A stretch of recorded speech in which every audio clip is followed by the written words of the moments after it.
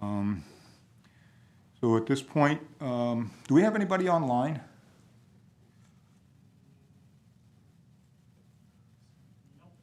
Okay. So we just want to note present, or you want to do roll call? We can do roll call. Let's do normal roll call. I can call the roll, Mr. Chair. All right. Yeager. Yes. Gorham. Yes. Woodward. Calroos. Yes. Erickson. Here. Duval. Yeah. Thank you. Foley, sorry. Point of order. Foley. Oh. He is here. Okay.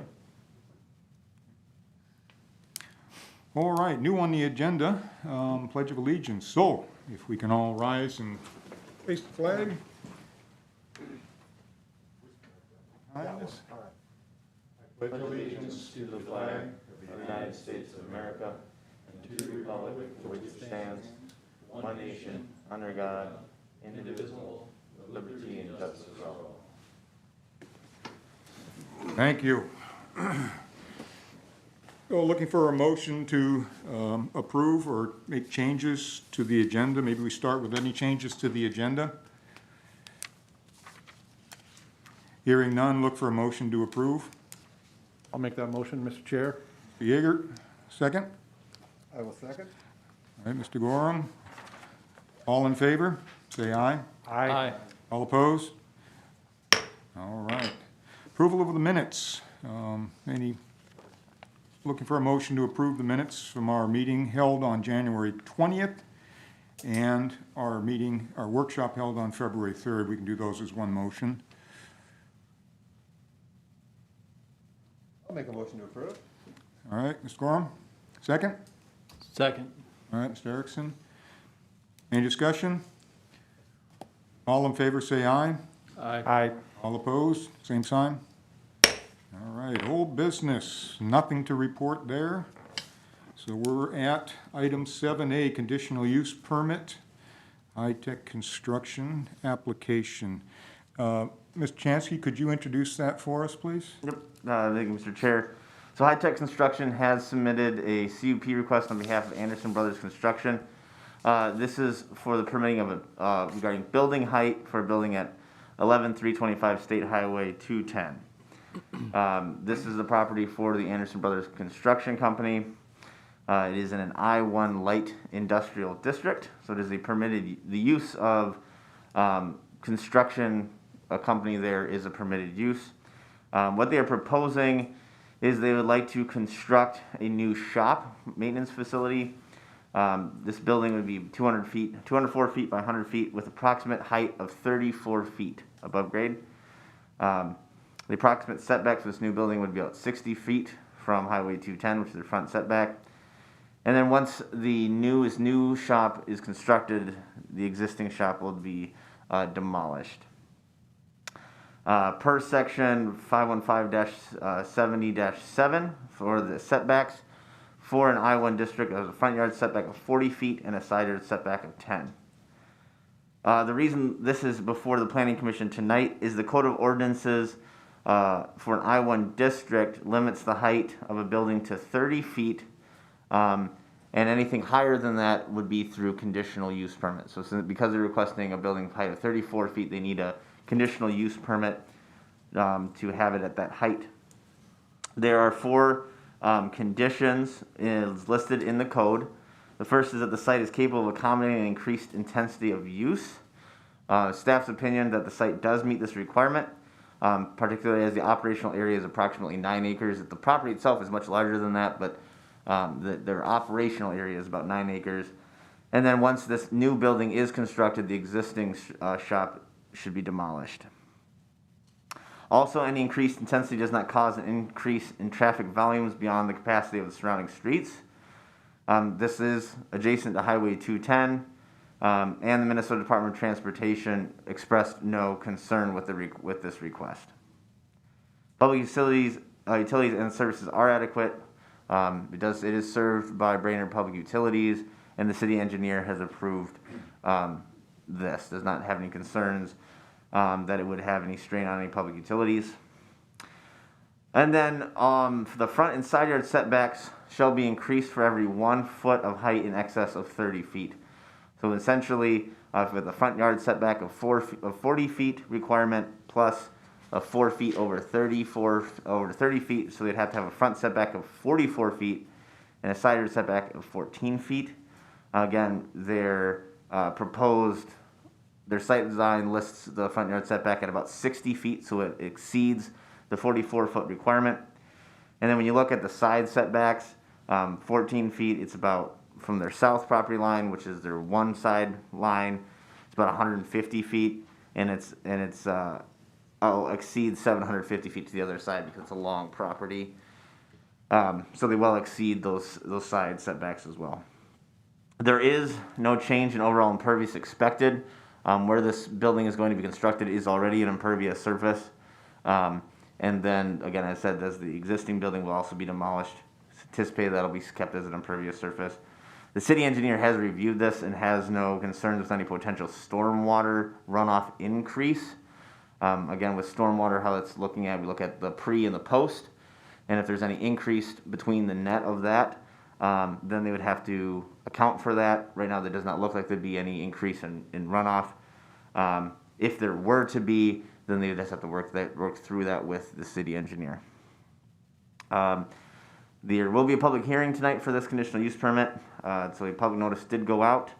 As one of the adjoining property owners is the Minnesota Department of Transportation, they were contacted. They did reach out, and they said they have no concerns with this CUP request, as they're not changing the access along State Highway 210. Again, their standard advisement would be ensure that no additional stormwater would affect their right-of-way due to construction of the new building or any work in the state right-of-way would require a permit. We are not concerned about that, considering if you look at the elevations with this property, it actually sits below the 210 right-of-way, so any stormwater runoff actually runs to their east into the wetland on their property, so it actually runs away from the highway. With that, Mr. Chair, staff does recommend approval of this conditional use permit, and we'll take any questions you may have. Let me turn my mic on. Any questions for staff before we proceed? I have one quick question. Time frame on the demolition of the new building after of the old building after the new building is usable? Yes, so I think that'll be pretty quick. The applicant could probably answer that as well once we open the public hearing. Fantastic. Yep. Thank you. Thank you, Mr. Yeager. Other questions? Okay. So at this point, we're at public hearing, you're saying, David? Yes. Okay, so at this point, we'll call public hearing to order at 6:13. Hear from the applicant, please, a representative of the applicant.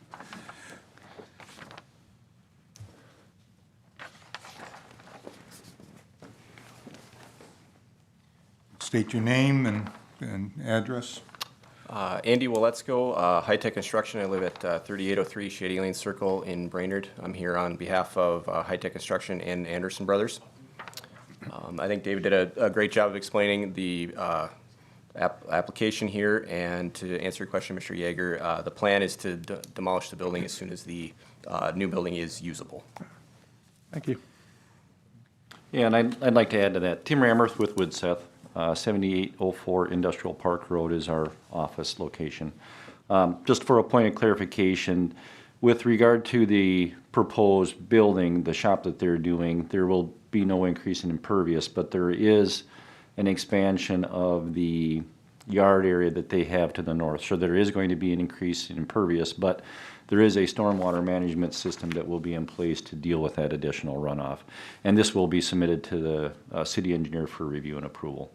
And I agree with Mr. Chansky that, yeah, this all drains away from the MnDOT right away, so there'll be no concerns meeting the requirement that the DOT has.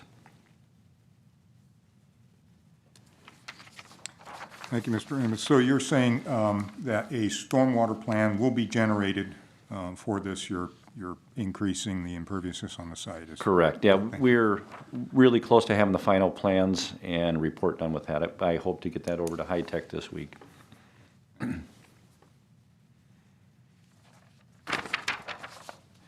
So we have nobody online. Any members of the public wish to speak on this project?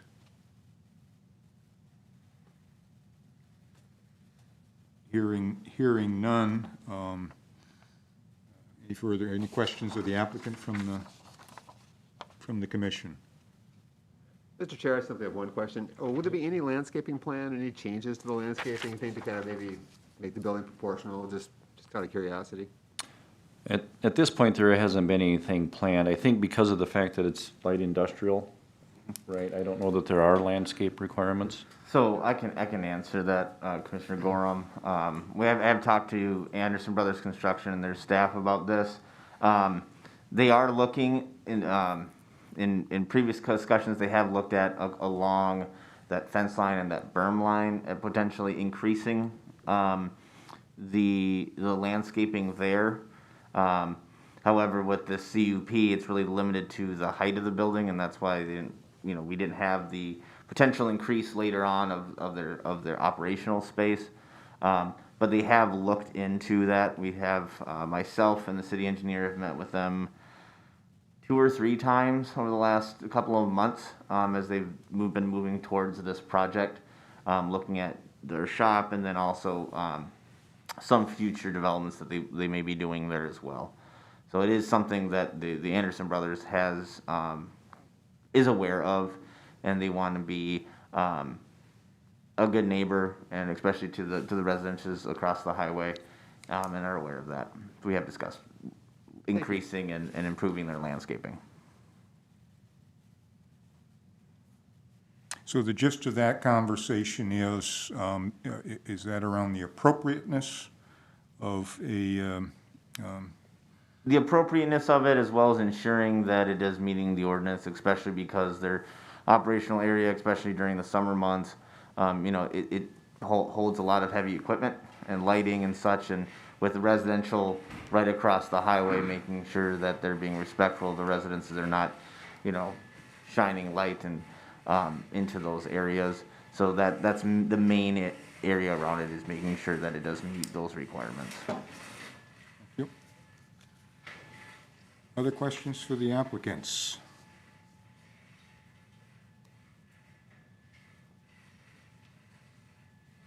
Hearing none, I'll call the hearing closed at 6:18. There you go. Discussion amongst staff. Any comments amongst staff, or amongst commission members?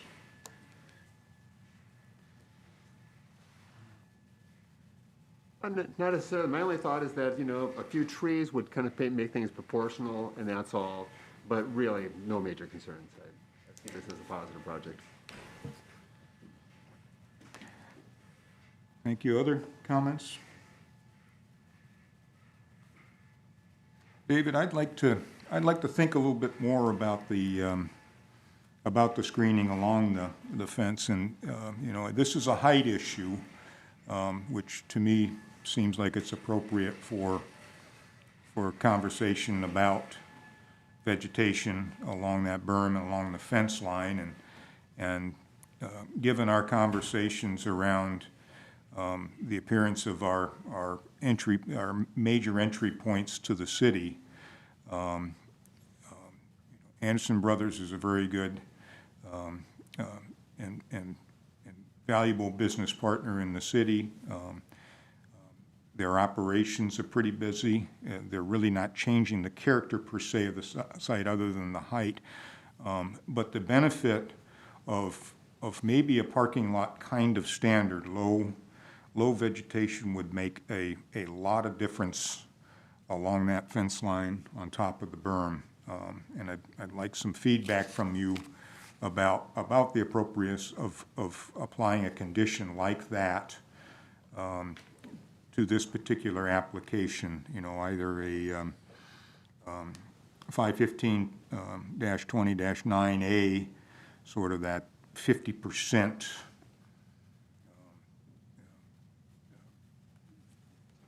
openness or whatever during the winter months or whatever.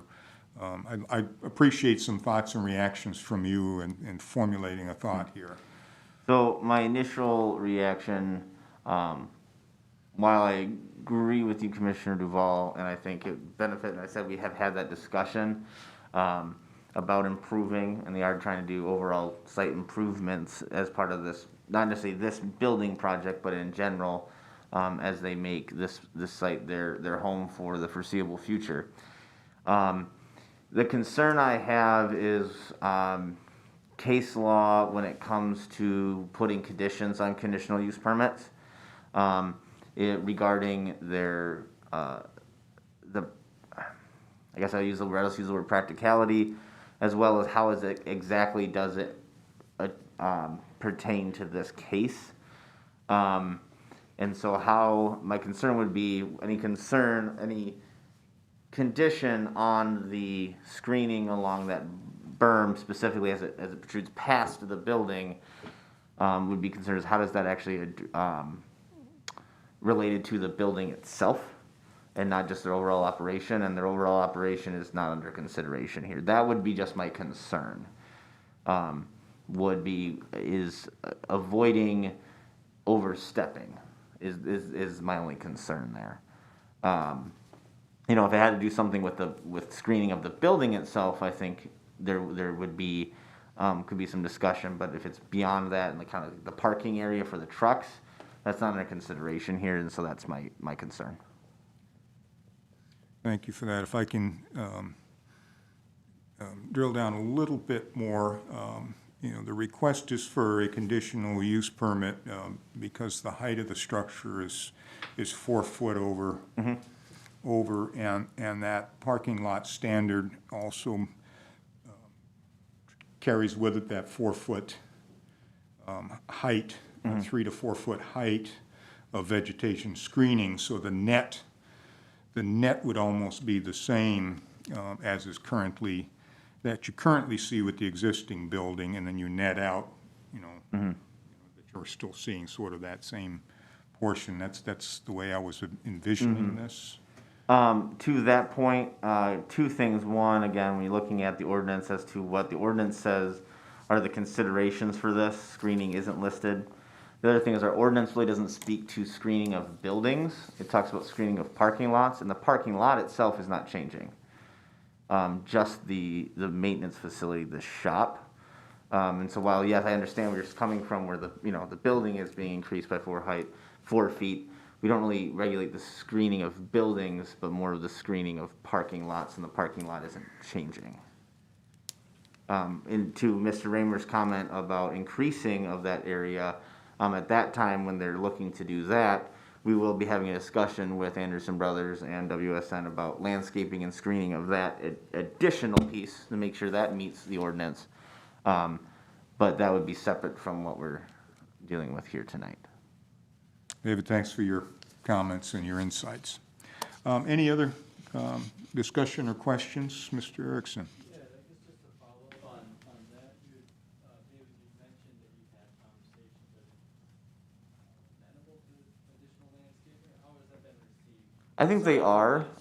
They were actually the ones originally in that discussion that brought it up because this was probably about a decade ago when they did their last significant improvements there. That's when they actually put that berm in and that fence that they did. So they were actually the ones that brought up the screening question. So I think they are aware of it and they are amenable to it. And they are aware that obviously any increase to that parking area would have to also meet the screening standard.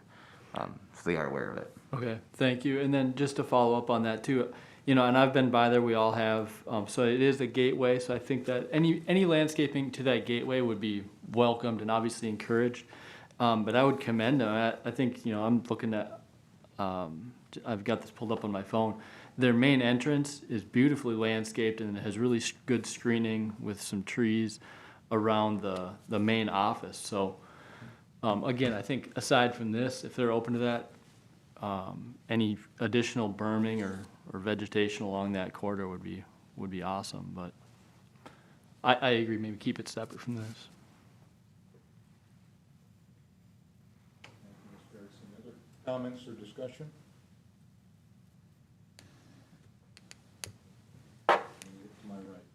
Well, my only thought is, I'm thinking here, my only thought is, can we, we're going to approve this, but is there any way we can encourage? Is that word okay to use the word encourage in a, is that okay? Is there a consensus that say encourage landscaping, encourage, trees and things? It's not binding. Maybe there's no room for it here. I don't know. I think it would be, we, again, to Commissioner Duval's point, it's been used before. Again, there's no enforceability of encourage, but I think it just, sends that message that it is, I think from the commission standpoint, best interest to the community to have some nice screening and landscaping there. I don't see anything that could be wrong with such language. Thank you.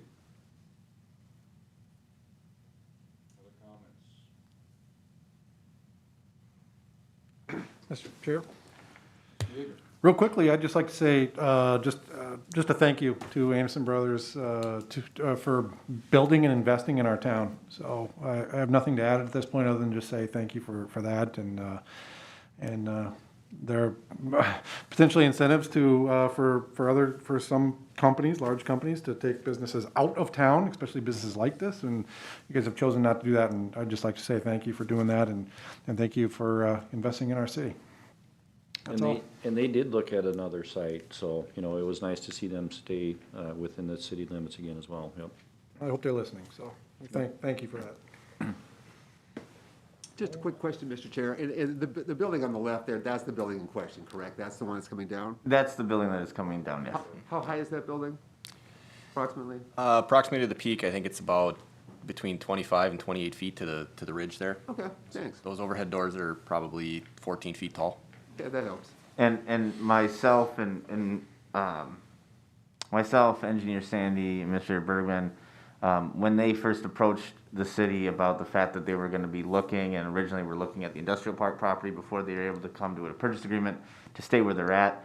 Actually, we were able to tour this facility, and one of the things Terry McFarland, who's the owner and CEO of Anderson Brothers Construction, shared with us is one of the reasons they're doing this is, again, these buildings were built in the 70s, 80s, and with most things, equipment is only getting bigger, and they do much of their maintenance in-house, and a lot of pieces of their equipment actually cannot even fit, like their long bed dump trucks can't even fit end to end in their maintenance bays, which makes it difficult, obviously, like we've had the last 2 weeks where they're trying to do winter maintenance and it's negative 25 outside. So that's one of the reasons why they're making this building bigger, is to accommodate their bigger equipment. Height, I'm assuming they're going to have things like joists and stuff in there to be able to lift their equipment, and that's what they're looking for when they're looking for a taller building, is to be able to accommodate that much larger equipment.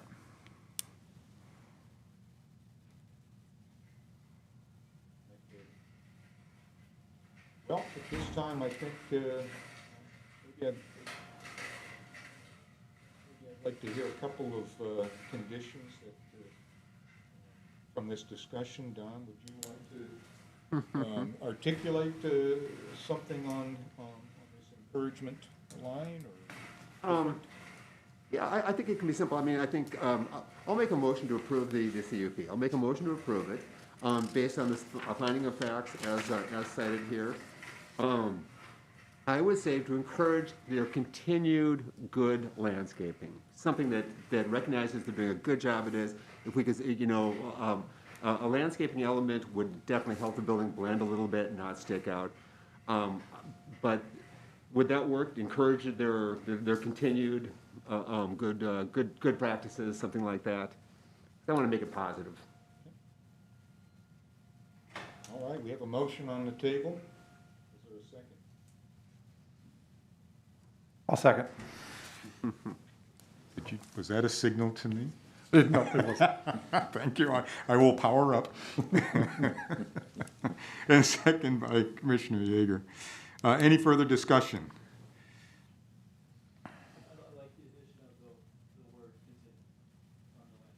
Good. And question for David, the removal of the existing structure, is that already constrained here, or do we need to add a condition that says that that's part of, If it makes you more comfortable, obviously it's in the plan, but if it makes you more comfortable to have that condition, you may add that condition. It's not a requirement that they remove it, it's just that they're planning on removing it. well, and I think I'd like to add that just for clarification of the expectation and the applications. You making a friendly amendment? I'm saying I would like to add it now, so now I'm That'd be a gonna, friendly amendment. Yeah, and I you're would good. accept that. All righty. Excellent. And the second as well? I will accept as well. All right. All right, any further discussion? Hearing none, all in favor, say aye. Aye. Aye. All opposed, same sign? Very good. Well, Mr. Chair, just as usual, this will go before the city council for their formal approval on their regular meeting on March 1st. Thank you. Thank you, gentlemen. Thank you, Andy, thank you, Tim. Thank you. All right, 7A. So we're on to 7B, interpretation and administration of section 515.18, outdoor lighting. So this is, we've had a little bit of time now to maybe kick the tires on the change to the outdoor lighting ordinance that we had. David, you want to maybe introduce this particular topic and where we'd like to go with this? Yeah, like Mr. Chair. So, in January of 2020, the City Council formally adopted the revisions to Section 515-18, a lighting code that the Planning Commission worked on for about a year. The main revisions were regarding to the height, and looking at it went from kind of a district-based approach with different heights allowed in different districts. So as you went from kind of a residential, we had lower heights, to more intensive uses in industrial districts, allowing more a greater height with lights. And with each one of those sections, there was a height maximum height given, but then also there was an additional height requirement that was allowed based on if the bulb/light source was fully recessed and/or shielded from view by an observer at 5 feet above grade at the nearest property line, then the light source could be increased. Again, that was based upon different districts. So, for example, in the R1, it went from 13 feet to 20 feet. If you met that requirement, you could go up to 20. And that was the same for the B1 and B2 districts. For the B3 through 6 districts, it was 20 feet was the basic height limit, with allowance up to 25 if you met those criteria.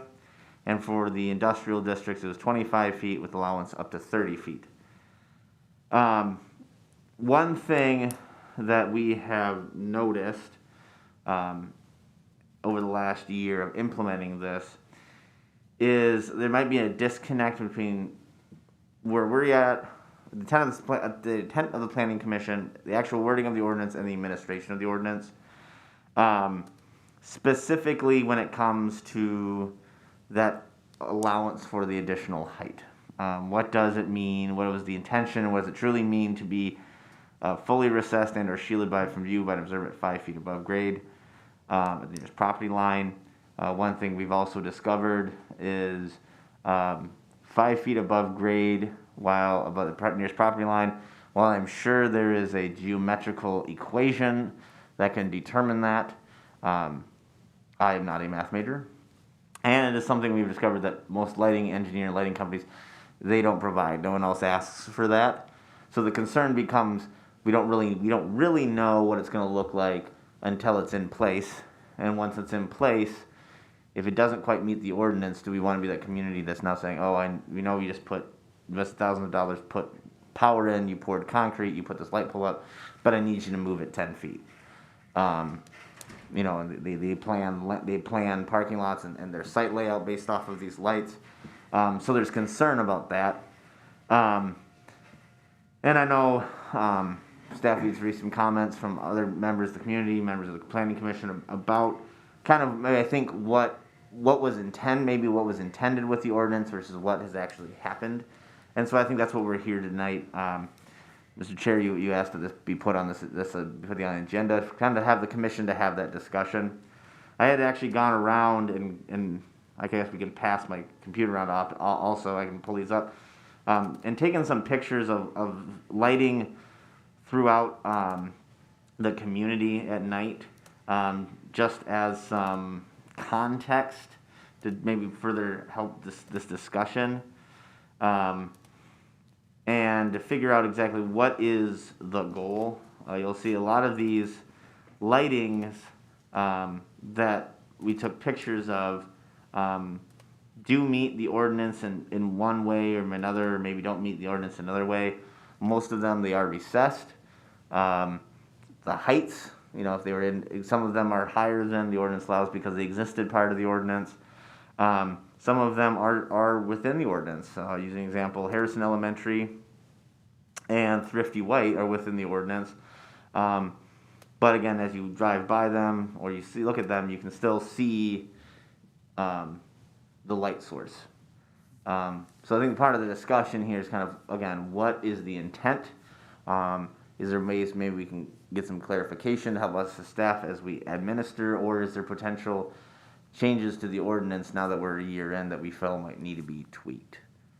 So I guess I'll end there, Mr. Chair. All right, thank you, David. So some administrative questions coming up as to how to interpret certain elements, or to revisit what our intent was. So there's a couple that I'm hearing. One maybe is shielded versus recessed. What do we mean by those terms?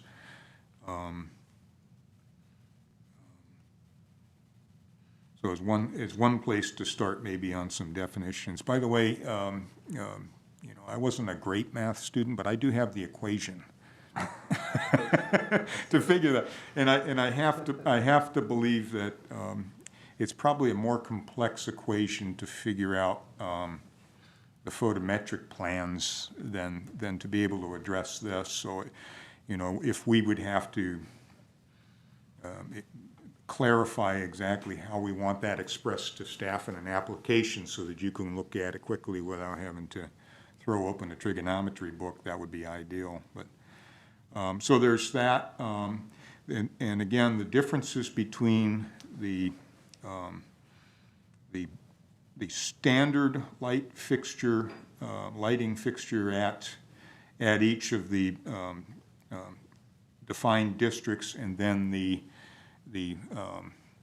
more rigorous conditions if you're going to exceed the basic minimum standard. I think we just want to maybe differentiate or clarify the differences between those. What are the expectations? So that's sort of places where I think we need to go in our conversation. Are there any other points of consideration, or folks have questions before we have an open discussion about that? Mr. Chair, a lot of this, for me, comes from a discussion that we had. It was kind of an informal discussion between Mike, myself, and David regarding the credit union's new parking lot. They did a great job over there and redid the whole thing and put a new parking lot in. I was walking by one evening, as I often do, and on my way home, and I noticed the lights were on motion detector. And I just had never seen that in a parking lot. Maybe this has been going on for years and I didn't know this. But it was like suddenly the lights got brighter as I walked in. And it made me think of a couple things. Maybe one, here I am walking actually on the street, and why is the motion detector picking me up? Doesn't it almost tell you that the light is trespassing, that they're going beyond their property lines? A little bit, some consideration there.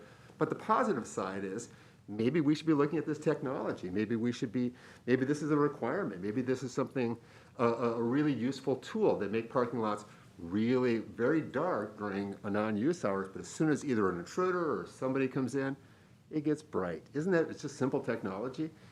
Is this something the city, the staff has considered, David, at all? Is anybody talking about this, or is this just a really unusual parking lot? No, I think you're seeing more of that, but that's all it's been. There's nothing in the code that requires that, obviously. So it's been more of their preference. I I know with the credit union, we discussed this with a couple of different issues that we had with them. One of their biggest concerns, again, being a credit union, is safety for their members. Either coming out or even using the ATM. That's a time where crime can happen. So that was a big concern for them. And so I was pleasantly surprised to see the dimming with the brightness of that. It was a condition that the planning commission, the city council put on for the high school. Other than that, we haven't really seen a lot of new light installation, to be honest. So beyond that, I haven't seen if it's something that's widespread, if it's becoming it may becoming an industry standard. I'm just not sure, because we haven't had beyond this and the future high school projects. That's really all the lighting we've had new in the last 12 months. The only other thing I'll add is the fixture is very obviously visible off the property. You can see the fixture, it's there. I don't know if that means, if that's something that fits our definition, because that's a good question. We have to talk about the difference between shielding and having, is it a shielded light or a recessed light? Are we really looking to the point where we don't see the bulb at all? What are our expectations? So I think we need some, to dig into our details a little more.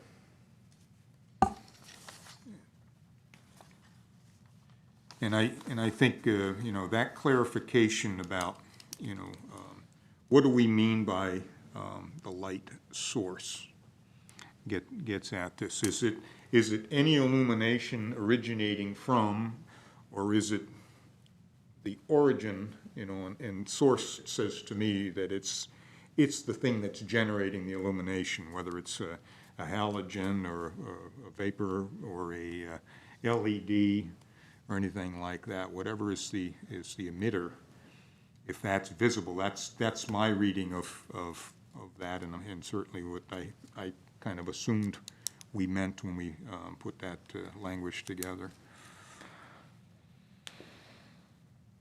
Other comments or observations or questions or?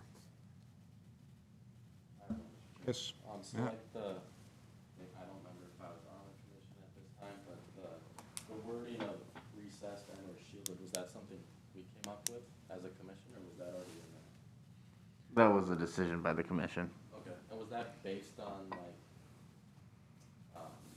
we just came up with it, or was that based off of looking at other cities' codes at all? Or? David, you recall, I think you provided a suggested template. I believe this was based on existing examples from other. It might have been. I think the light source fully recessed or shielded from view may have been.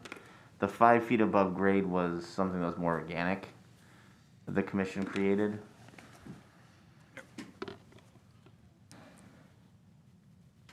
And I will remind the commission also at this time there was that discussion of should this be something that has to come back to the, if you want increased height, it's a conditional use permit, or is it something that administratively we can review? I will say, and I can pass this around if you like, so some of these pictures just for some reference. James, he took a picture of, was actually Harrison Elementary School, right outside of his home at night, about 40 feet away. And again, I think part of it is from a staff's perspective. Whatever the ordinance says, it's our job to as best as we can to administer it. With that being said, we do obviously anytime we're working with developer get questions as to why this, why that, and again, kind of getting back to what's the full intent. Is you'll see I can share that. Actually, I'll pass this around, and you'll see from this. And there's other pictures up on the top if there's like.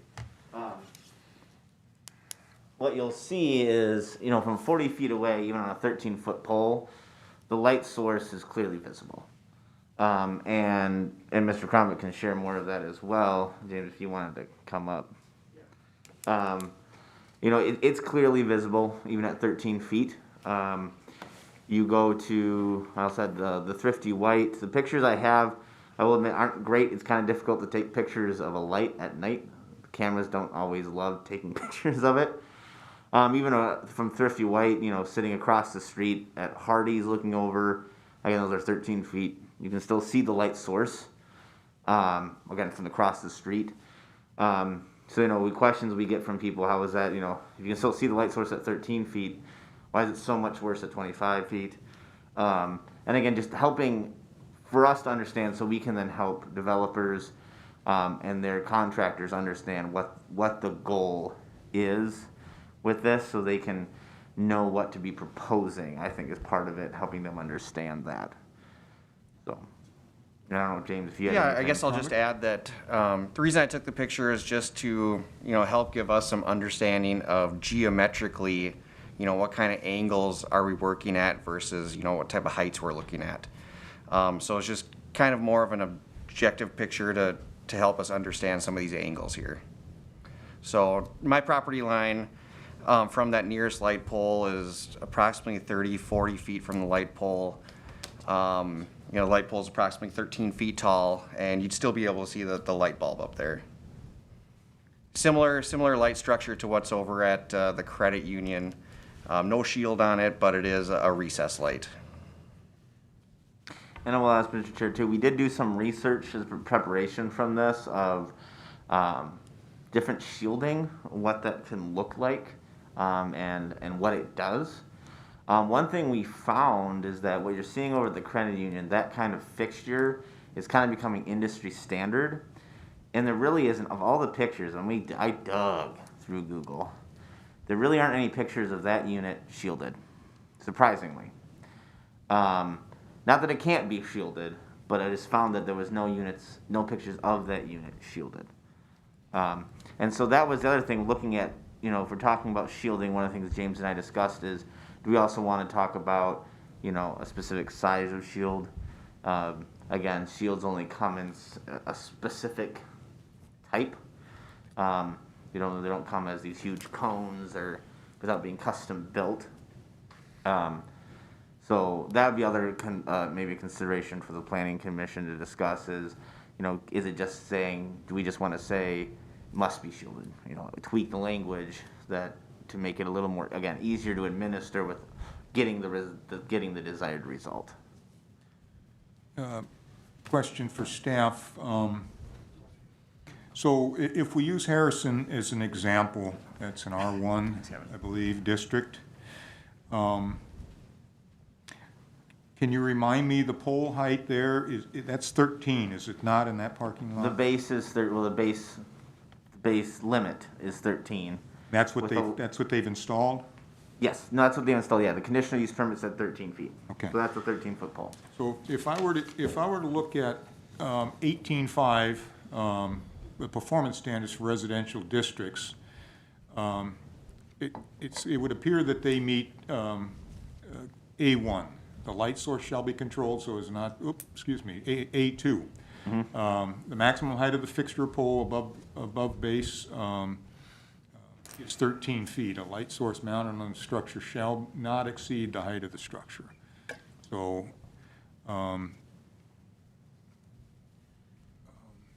if the bulb was fully recessed and/or shielded from view by an observer, this is now if you want to reach for the higher, right? Yep. So in my mind, the photographs that you've shown of Harrison and also Thrifty White, you can see the fixture, the light source, and the hospital. I think some of those along the sidewalk as well.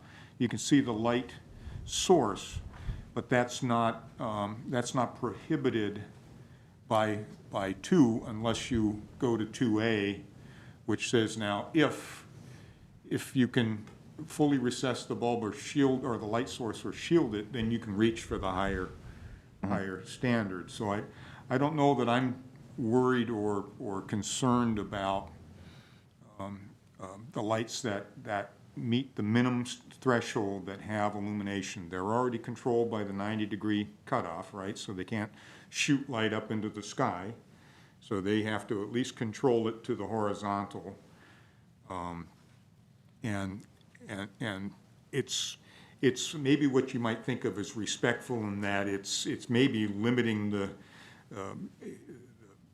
in your example, Ms. Kronvik, the light trespass maybe onto your property. If it's coming in your window, Maybe it's not coming in your second-story bedroom window, but it may come in your living room, for example. So we've got a bit of a compromise on how the light may trespass into your property. We also control a number of lumens that come across, or the foot candles, not lumens, the foot candles that come across the property line regardless of what lights you have. So I think I'm not terribly concerned about people meeting that minimum standard. It's when they do the reach that our ordinance seems to be concerned about visibility of that source, because now I'm putting it higher in the sky. It has more opportunity to maybe come in bedroom windows or do more to spill off of the property site. So that's my thoughts on, from an administrative perspective. Does that feel right in that plain reading that I've given on the ordinance? I understand, and I agree. I think one thing from we as staff, we get, and again, it's not our job necessarily to justify the ordinance, but what we do get those, regularly, is why is it okay to see the bulb at 13 but not at 25? Especially when they already have to control foot candles. The foot candle requirement is the same no matter if you're at 25 feet or at 13 feet. But I think more importantly is when we get into that maybe what it is discussing, clarifying that that section A that is under all those requirements of, again, what is expected when a light pole hits 25 feet. What is it expected to look like? I think that's the disconnect right now, is what is it expected to look like? Because even with we've seen in our research, lights that are shielded that are 25, 30 feet, even 50 feet away, even if it's shielded with the industry standard shield, you're still going to see that bulb. The shield is helping the light, go more down and less out, but you can still, it's 25 feet in the air, 50 feet away, it's still going to be easy to see the light source.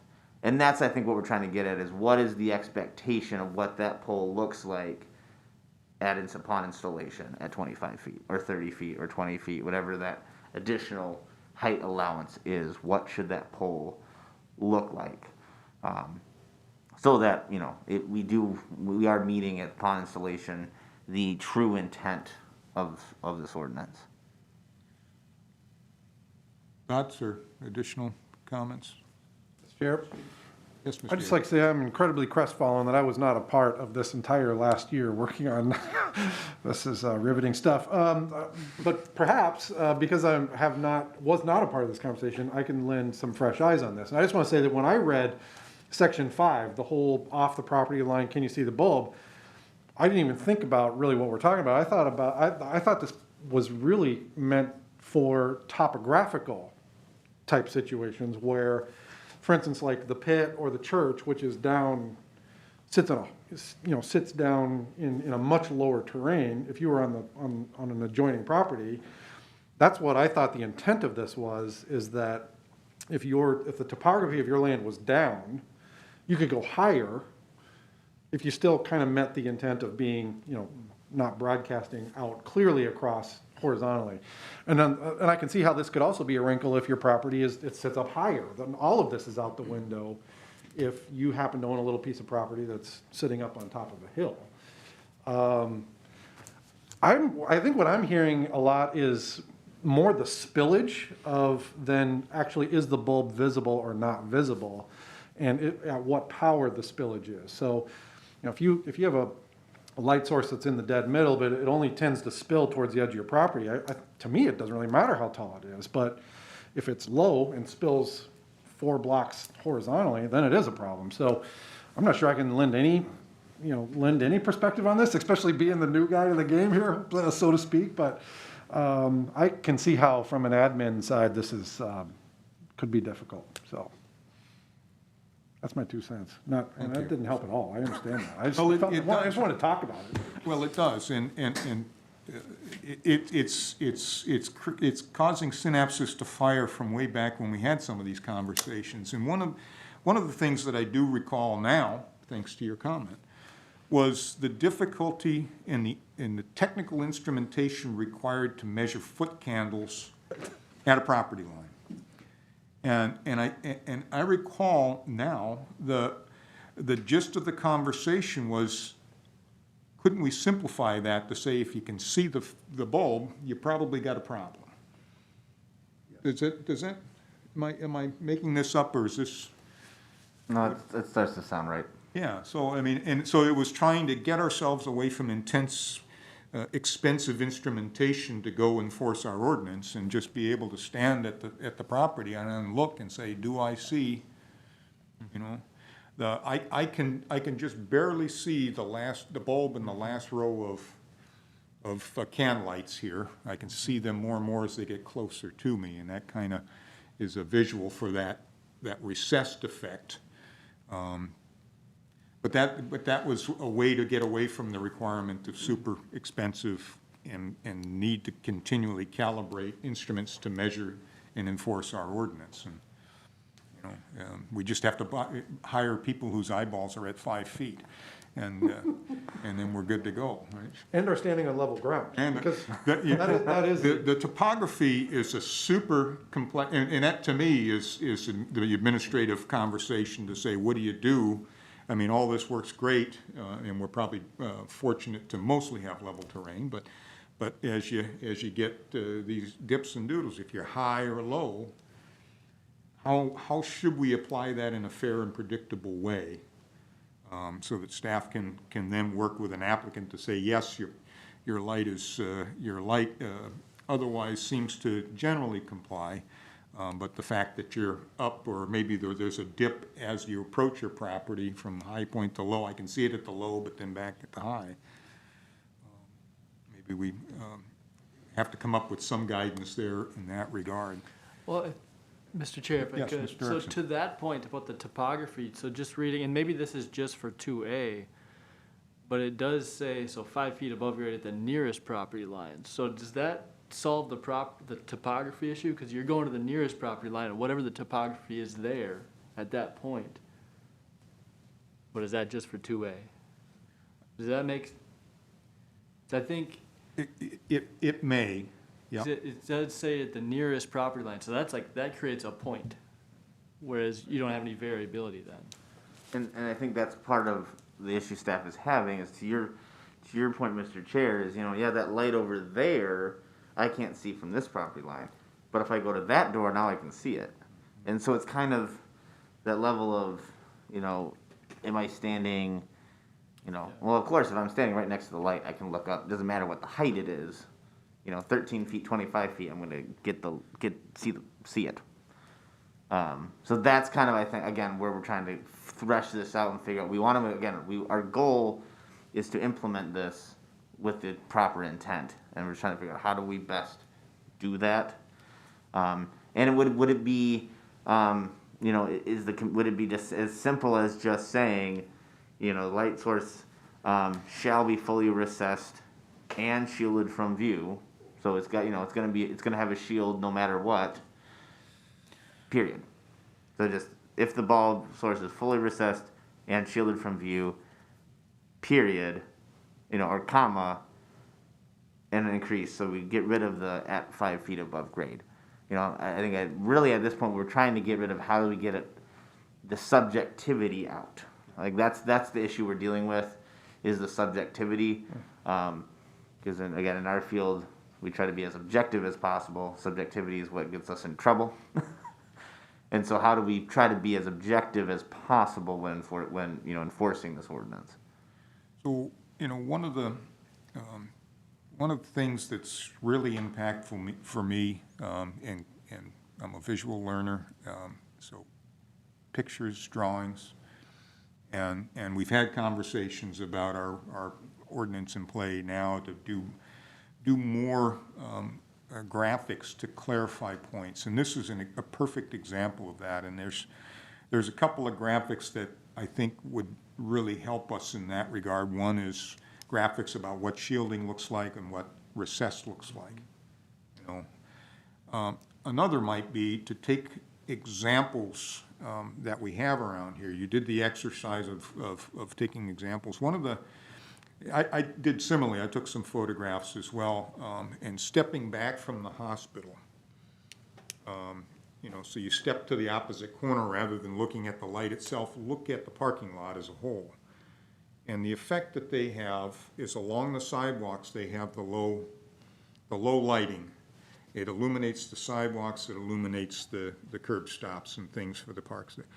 As you go into the parking lot, their lighting comes up. It doesn't, unfortunately, it's not a great example because it doesn't satisfy the 2A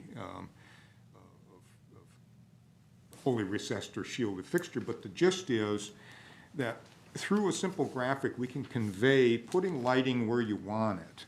And you don't necessarily need the super high lights at the property line when you can use the modest heights, the stuff that's standard minimum height, go for it, no problems. And then as you have a larger parking space, you might want to raise those up in that area to be able to get, you know, more illumination per light or more area covered per light. But still, at that point, now you have the shielding or the recessing requirement. And so it's not necessarily maybe one light that does the job. You know, we've looked at the school district plans, and they use very different kinds of lights for very different illumination purposes. Some for security up on the buildings, some for creating gathering areas in like a courtyard or something like that, some for being able to illuminate the parking lots. And so it is something more than just one set of lights. I've got a parking lot, I got one set of lights. It's more of it truly is a plan, right? Of what am I trying to light up and why, and then I can choose the right tool, the light illumination tool for that application. So a picture could help us in that way, or a drawing could help us stimulate the imagination of people that are looking at this ordinance saying, what is it that the city of Brainerd wants me to do? Well, I read this and then I look at the picture, oh, I get it. You know, and maybe now I can go back and I can give you something, and it takes all of the pressure off of you having to clarify questions, because it's fairly clear in the ordinance itself. And I mean, Mr. Chair, I think that's the goal of our new code, is that there will be, especially in a section like this, probably multiple diagrams and images. That's not one. I like your comments here about that. You know, again, going about the hospital, that idea, and maybe that's something we can look into. Tonight, I don't think I'm really looking for the Planning Commission to recommend a specific ordinance change.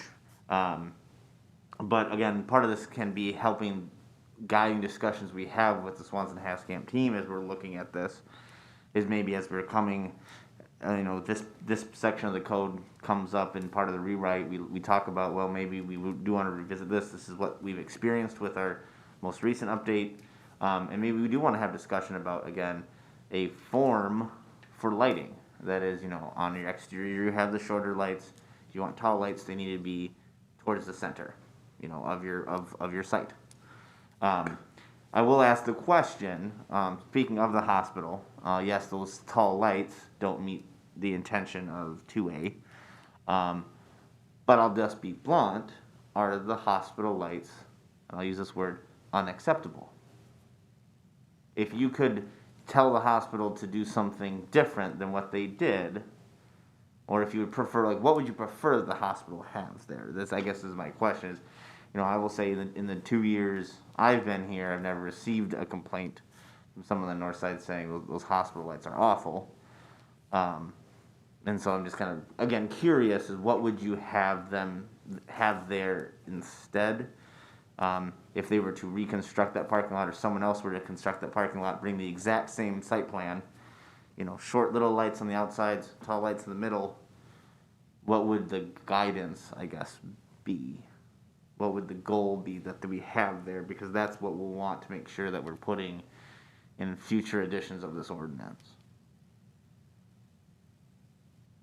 If that makes sense. Responses or thoughts to?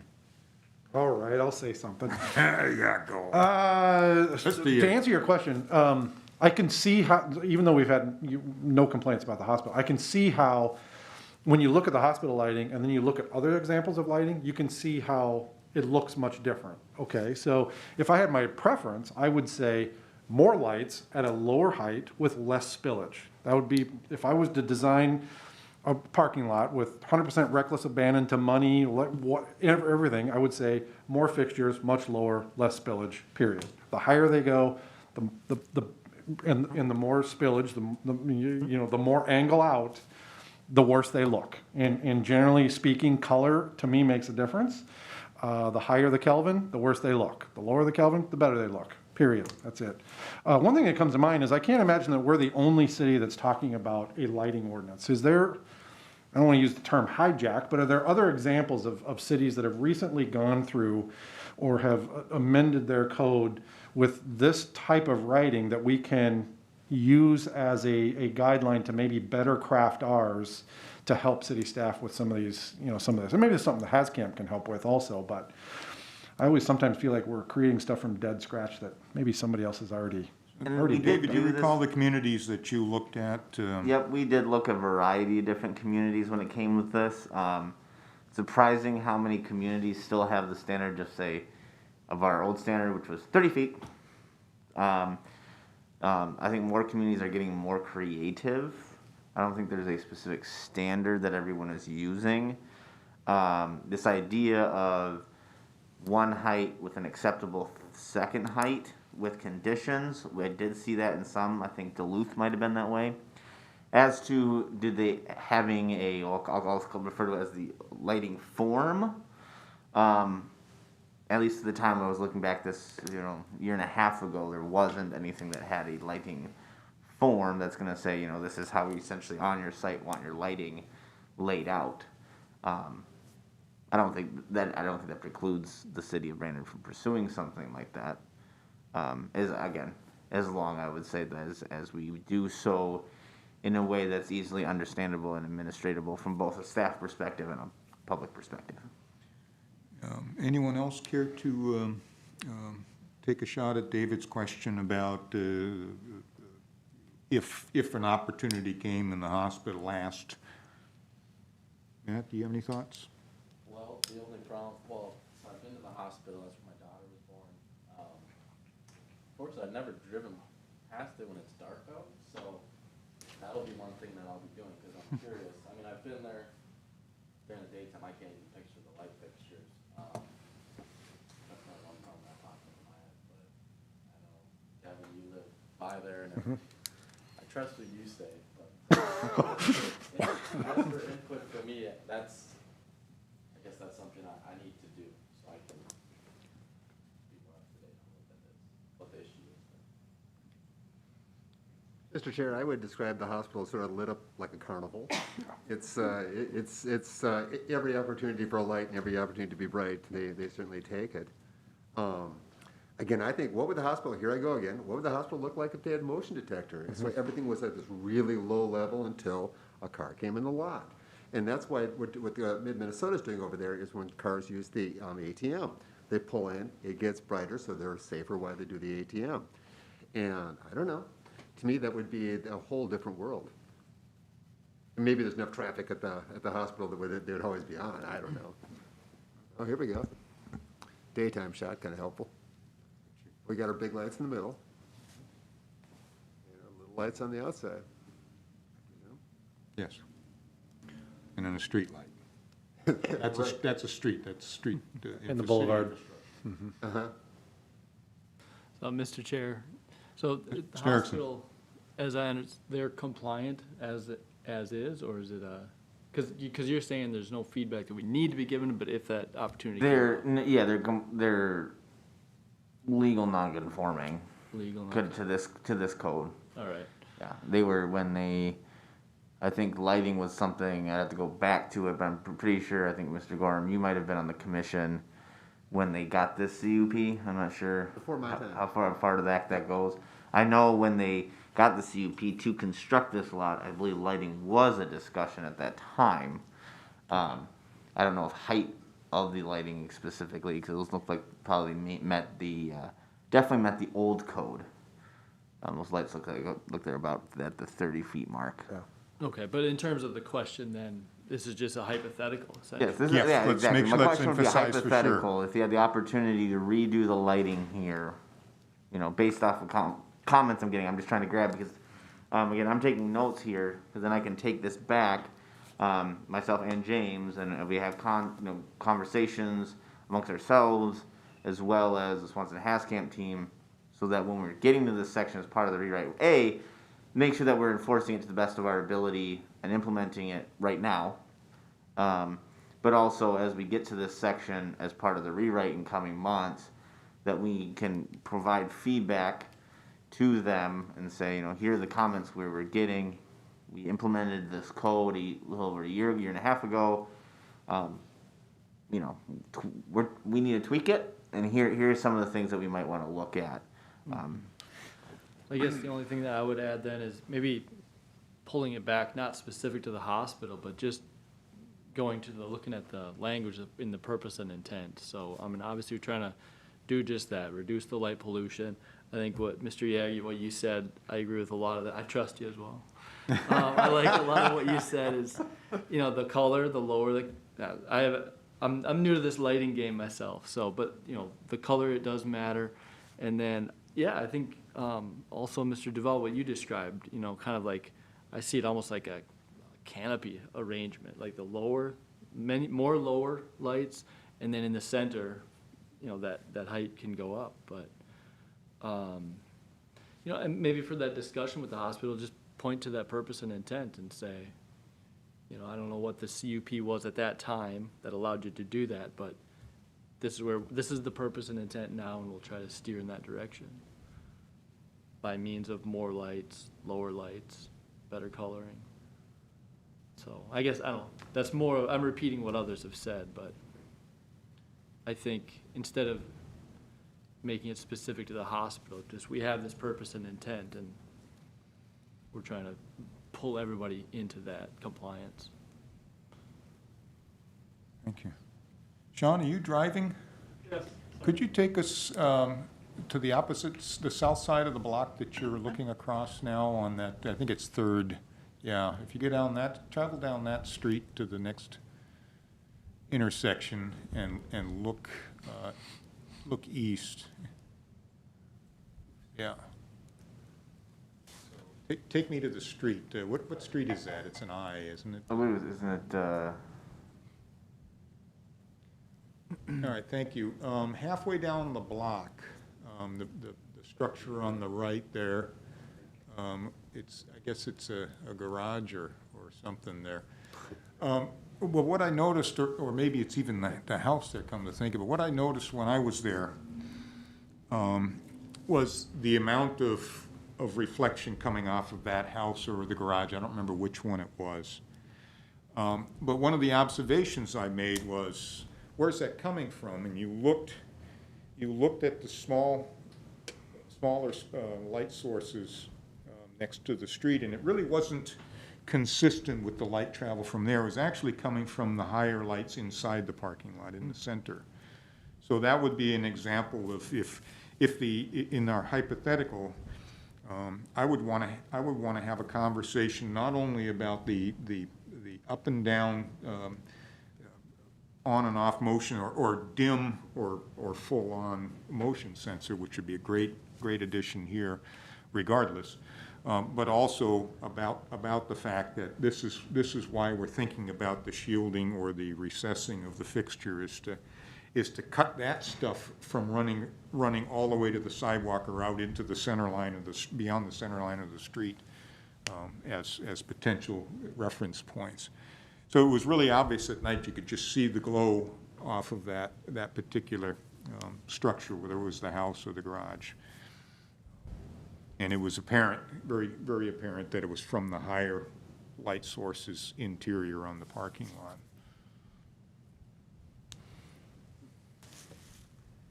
So that was a very, very good question and helpful to illuminate.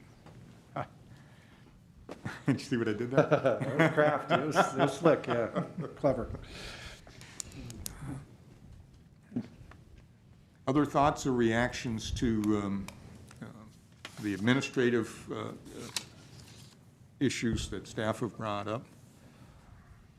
I have a question for Mr. Chansky. What would be the best tool we could give you, you think? What, is it changing the wording? What would be the most helpful thing we could do, you think? You know, I think what we're, maybe looking at in the new code, one, first of all, is images, obviously extremely helpful. Because that's essentially, I think, when James and I are dealing with contractors and such, what we're doing is trying to paint a mental image. But also, so that's something we'll work with, we've already expressed with our new code. The other thing is to be as, trying to get my wording here, not the word objective, again, we were trying to be objective, but as specific as possible. To leave as little up to interpretation as possible. Interpretation is what that's where the subjectivity comes in, and that's what tends to get us in trouble.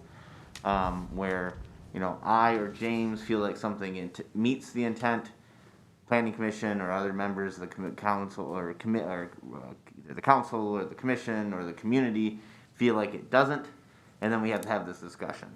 And I think that's the goal we'll be moving forward, is how do we make things as specific as possible to reduce that subjectivity. And so I think that's, and this discussion's been extremely helpful. I think in clarifying what some of these goals are to help us as we are in the short term as we're working with this current ordinance. Also is when we work with, as we look to update this as part of the zoning code update, what we're looking for. James, anything you want to add to that? Yeah, I think David explained it really well. I know he mentioned earlier about, the possibility you change that word instead of and or to and. So maybe making it restrictive if you want to go up there even more so than what the code maybe says, but then, with those interior lights, maybe taking out that you could still see that light source, could still see that bulb. So you make it more restrictive, but then also, maybe that looking at the light source and seeing it isn't as big of an issue. And I did like your comment that you made there, Michael, about possibly maybe you'd have a shorter light pole along the property lines, and maybe you'd set some type of within 10 feet of a property line, you still you have to go to that lower size. And then maybe that interior light could be in like a B4 pushed up to 25 feet. So that's something to possibly consider as well. So more dealing with concrete things like David was talking about in the code, rather than trying to measure heights at property lines. In the short term, again, I think this discussion has helped a lot, especially as we see future development coming, potentially this year and before a new ordinance comes about, helping us understand to communicate with, should someone request a light in that, that under that 2B category, what the intention is and what the expectation is and what the ordinance is really trying to get at. And I think specifically looking at, that spillage. Again, we're not looking at say, can we see the bulb, but again, it's more of the spillage. So if you are going to go with that height, we do want to make sure that the light is being focused on the area and not, letting everyone else go, hey, I'm here. But I think that's definitely helpful. Mr. Chair. Mr. Erickson. So then when we talk about the light source, just so that we have a common definition, are we talking about that light emanation or the bulb itself? It sounds like maybe previously we were talking about the bulb itself or the emanator source, but now we're talking about the emanation. The spillage, I think, The right? spillage. Yeah, is the way I think about it. Okay. I think we used, I wasn't part of the conversation, but I can see how the conversation drifted towards, well, if you can see Yep. the bulb, that's really a measurement of spillage.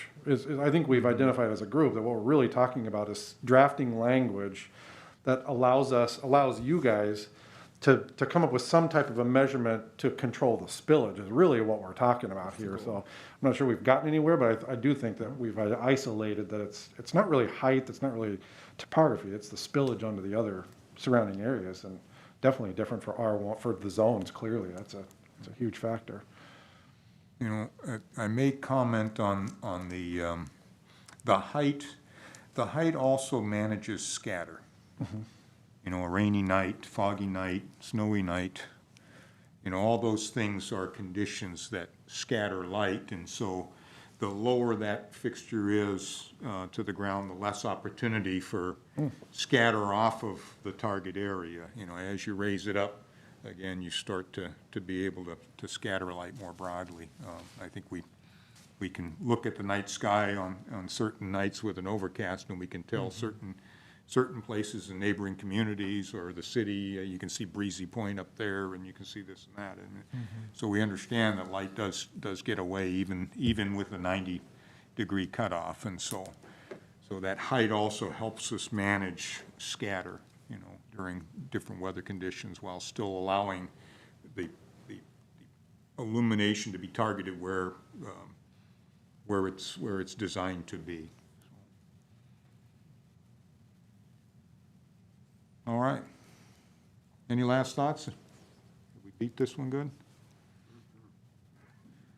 All right. Well, David, thank you for sharing this this challenge. On you know, again, as we hopefully we don't see as many of these after we get done rewriting. But I suspect that's just the nature of the business when we try and do some different things. We're gonna. Yep, and again, as I said, from our perspective, I think it's as from at least how the community development department is today. Our goal is to how can we help our businesses, our developers, our residents to the best as possible understand what expectations are to make their job as easy as possible. So, and I think this did help. Thank you. This hypothetically applies to all city projects as well. I mean, if you look at our city, you know, some of these lights that are right in the boulevard, I think you could easily argue that doesn't fit our vision either, so. But they look nice. Yeah. And unfortunately, as was discussed when we, I think, first discussed these, those lights are out of this ordinance's jurisdiction. Right. So anything in that right of way, this doesn't fall under. But again, I think even if it doesn't fall under the jurisdiction of the ordinance, I think it does, you know, again, it kind of says this is a standard we're shooting for in the city, whether or not it truly falls under the tennis courts. The purview of this ordinance or not. This is really what we're shooting for. Even the new streetlights, LED streetlights that are being put in, they're being phased in comparison and contrasting with the mercury vapor, which is a bulb that not as recessed, but it's what will be the opposite of recessed, expressed, right? That's just shoots light everywhere. These things, I mean, it's just amazing. You walking down towards Hardee's and that area, there's a few in line adjacent to each other, and then they're surrounded by the mercury vapors, and you just can really tell the great improvement with this new technology and the affordability of it. It's just really improving the lighting conditions. So. And I appreciate the approach that the city engineer Paul Sandy takes to it as well, especially with streetlights. He tries to be conservative. You know, his intention, again, when you see like streetlights, especially in residential areas, you know, for the most part around our community, you're going to see them in intersections and pretty much intersections only.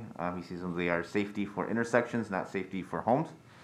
And generally the response is, you know, someone requests to have a streetlight that maybe existed that's no longer on to be turned on. Obviously, it always goes before the council, but generally his response is, hey, it's not the intent. The intent is for traffic safety.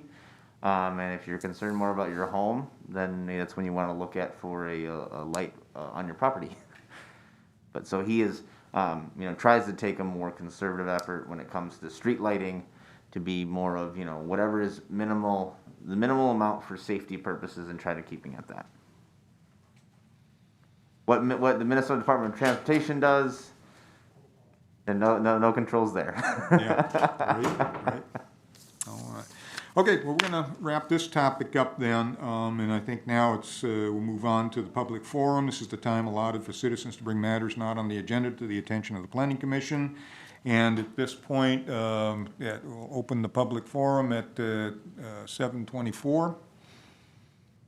And seeing we have no public Present, no one online. Okay, we're done with the public forum. Community Development Director's report, please. Thank you, Mr. President. Just a few things. So, in January, the Planning Commission considered the CUP for Sharing Bread Soup Kitchen that was adopted, that was approved by the City Council, with the conditions placed on it by the Planning Commission. We have approved that building permit for them. We did look into the screening. We did require that fridge to be screened per the requirements of the ordinance about mechanical equipment, which, as a reminder, says a maximum of 80% opacity. Has to have a 3-foot buffer around the unit on all sides, except that facing the building for maintenance purposes, and it has to surpass the unit by 6 inches. So there will be that equivalent screening around the entire unit.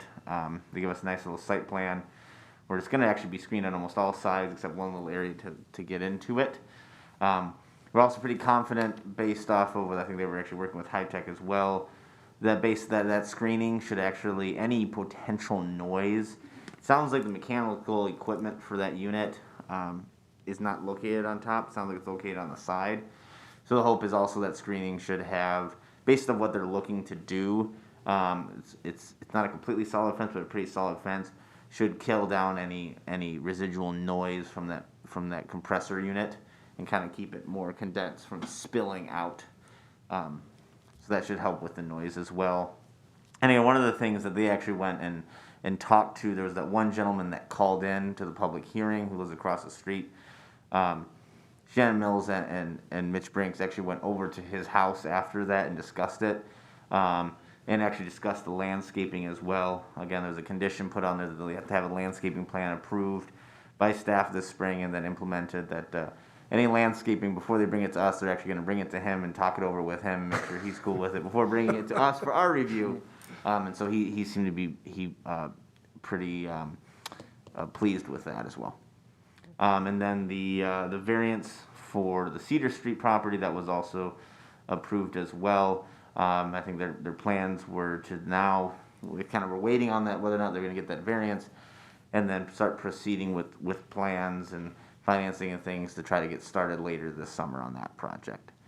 I think the workshop went well on the February 3rd. I want to thank the commission for participating in that exercise. I was meaning to, I'm still scheduled to at some point have a meeting with Jennifer Haskamp to kind of go over that meeting and everything that was learned. I think that was really helpful for them to truly understand where the Planning Commission is coming from and some of the desires when it comes, especially form-based elements, what the Planning Commission is looking for in our community. So that was really kind of helpful for them as well. So I want to thank you again for all participating in that. And with that, I think that's all I have, Mr. Chair. Thank you, David. Any follow-up from anybody on that? All right, we're moving down. Commissioners' questions and comments. None for me, sir. Perfect. Mr. Chair, I'll add something. So All right, Mr. Harrison. actually teeing off something, David, you mentioned about MnDOT's lighting, going back to lighting, sorry. There is a 210 corridor study that MnDOT is doing, so I don't know if it's something that we could maybe provide them some recommendations, but they're doing both a Baxter and a Brainerd corridor study. And from my day job at Region 5, I'm on that committee. So I know they're looking for input from the cities. So I don't know if it's something maybe we could put some recommendations into their ear on what we'd like to see as far as lighting. So just want to throw that out there. And I could definitely share that from a city staff side. Engineer Paul Sandy is part of that project management team. He's the city's representative to that, but I can definitely speak to him. We actually have a city's project management team on the city side. Due to COVID, things kind of slowed down a little bit on that. But what it's been happening is Engineer Sandy goes to the main MnDOT PMT. They have their meetings, come back to the city, says this is what was discussed. We as a group discuss it as well, and he brings any comments, questions, concerns we have back to that group. So I can definitely talk to Engineer Sandy about that and have him bring that to that group as And- something to consider. Yeah, whether they're open to something like that, but at least we could get in their ear about it, and, you know, they would know what we're looking for. Very good. Thank you, Mr. Erickson. All righty. Any other commissioner questions or comments? Hearing none, looking for a motion to adjourn. I'll make a motion to adjourn. Mr. Gorham, Second. second, Mr. Erickson. All right, no discussion, right? All in favor, say aye. Aye. Aye. We're done. Thank you.